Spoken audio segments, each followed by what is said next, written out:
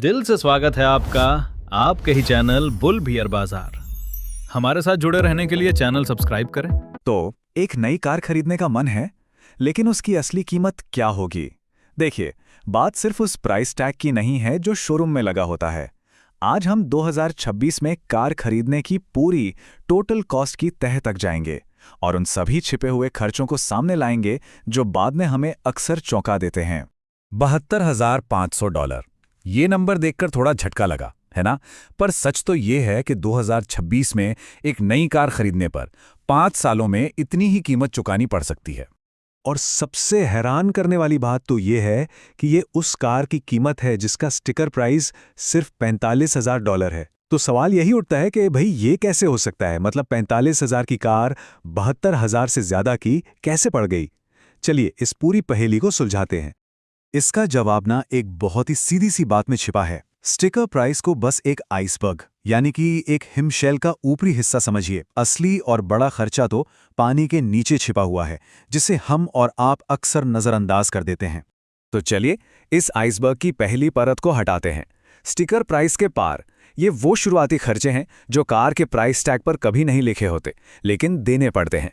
जैसे ही डीलरशिप पर सौदा पक्का होता है, वैसे ही कई ऑन द रोड कॉस्ट जुड़ना शुरू हो जाती हैं, जैसे कि sales tax, registration fee, documentation fee.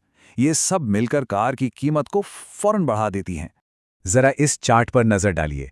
ये 2024 और 2026 के अनुमानित ऑटो लोन रेट्स दिखा रहा है।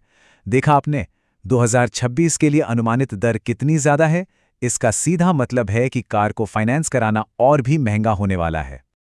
और यहीं पर मामला और भी गहरा हो जाता है। फाइनेंसिंग का मतलब सिर्फ कार खरीदना नहीं होता, बल्कि उसके साथ हजारों डॉलर्स का ब्याज भी खरीदना होता है। ये एक लंबी फाइनेंशियल जिम्मेदारी है जो कार की टोटल कॉस्ट को बहुत बहुत ज्यादा बढ़ा देती है। ठीक है, तो ये तो हो गई खरीदने के वक्त की बात। अब आते हैं उस खर्चे पर जो गाड़ी चलाने के साथ साथ हर दिन, हर महीने जुड़ता चला जाता है। ये डोनट चार्ट देखिए, ये सालाना चलने वाले खर्चों को बिल्कुल साफ साफ दिखाता है। फ्यूल, इंश्योरेंस, मेंटेनेंस और रिपेयर, ये वो बड़े खर्चे हैं जो हर साल आपके बजट पर असर डालते ही डालते हैं। अब एक बहुत जरूरी तुलना करते हैं, गैस बनाम इलेक्ट्रिक। एक पेट्रोल कार की सालाना फ्यूल कॉस्ट और एक इलेक्ट्रिक कार की सालाना चार्जिंग कॉस्ट में बहुत बड़ा फर्क हो सकता है। और ये एक ऐसा फैसला है जिसका असर जेब पर लंबे समय तक रहता है।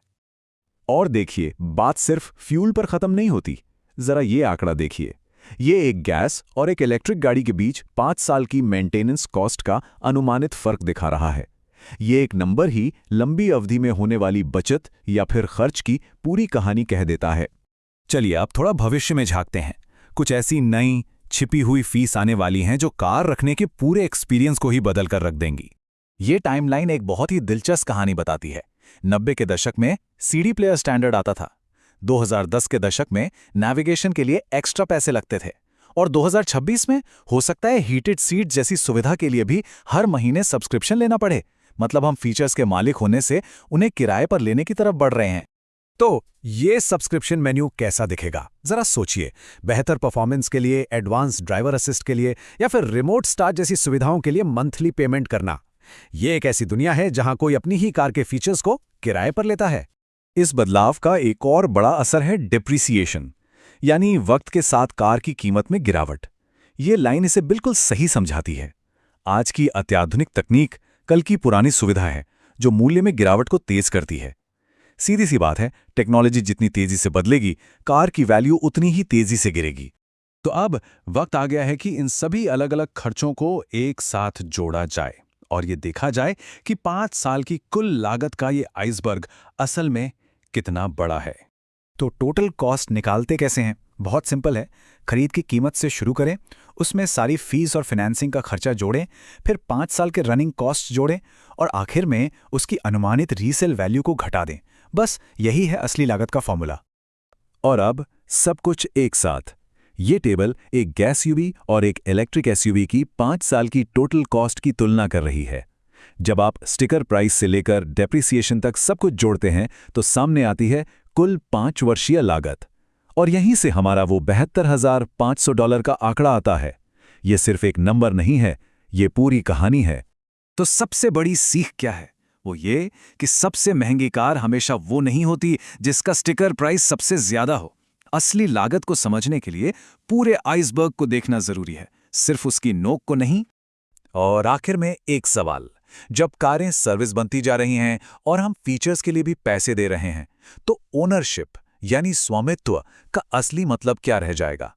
ये एक ऐसा सवाल है जिस पर हम सभी को आने वाले सालों में सोचना होगा।